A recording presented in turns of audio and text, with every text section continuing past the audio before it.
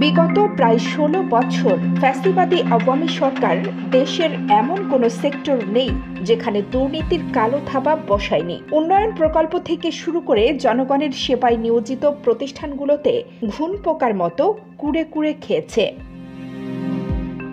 আর এরই ধারাবাহিকতায় এবার বাংলাদেশের রপ্তানি আয়ের হিসাবে প্রায় ১৪ বিলিয়ন ডলারের গড়মিল নিয়ে প্রশ্ন তুলেছে খোদ আন্তর্জাতিক মুদ্রা তহবিল IMF এর প্রতিনিধি দল। এত বিপুল পরিমাণ ডলার কিভাবে রপ্তানি উন্নয়ন ব্যুরো EPB বেশি দেখিয়েছে এবং বাংলাদেশ ব্যাংক কোন তথ্যের ভিত্তিতে তা শনাক্ত করেছে সেসব কাগজপত্র যাচাই করার আগ্রহ প্রকাশ করেছে সংস্থাটি।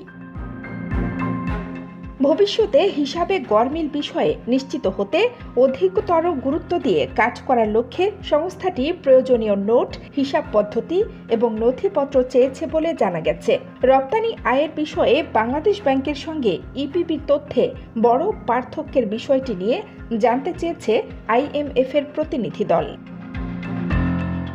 সূত্র জানায়, বাংলাদেশ ব্যাংক তথ্য দিয়ে সহযোগিতার আশ্বাস দিলে পরবর্তীতে বিশেষ প্রতিনিধি দলের মাধ্যমে ১৪ বিলিয়ন ডলারের ইস্যুটি খতিয়ে দেখার বিষয়ে গভর্নরকে অবহিত করা হয়। তারা বাণিজ্য ঘাটতি, বৈদেশিক ঋণ, ডলার মার্কেট এবং রিজার্ভ নিয়েও আলোচনা করেন।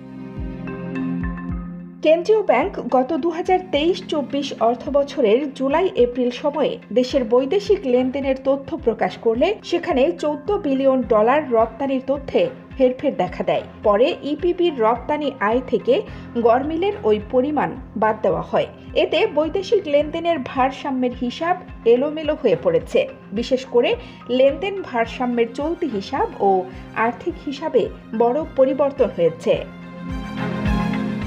বাংলাদেশ ব্যাংকের তথ্য অনুযায়ী এপ্রিল পর্যন্ত 10 মাসে ৩,৩৬৭ কোটি ডলারের পণ্য জাহাজীকরণ করা হয়েছে। আর EPBর তথ্যে রপ্তানি দেখানো হয়েছে ৪,৭৪৭ কোটি ডলারের বেশি। অর্থাৎ পণ্য জাহাজীকরণেই পার্থক্য ১৩.৮০ বিলিয়ন ডলার।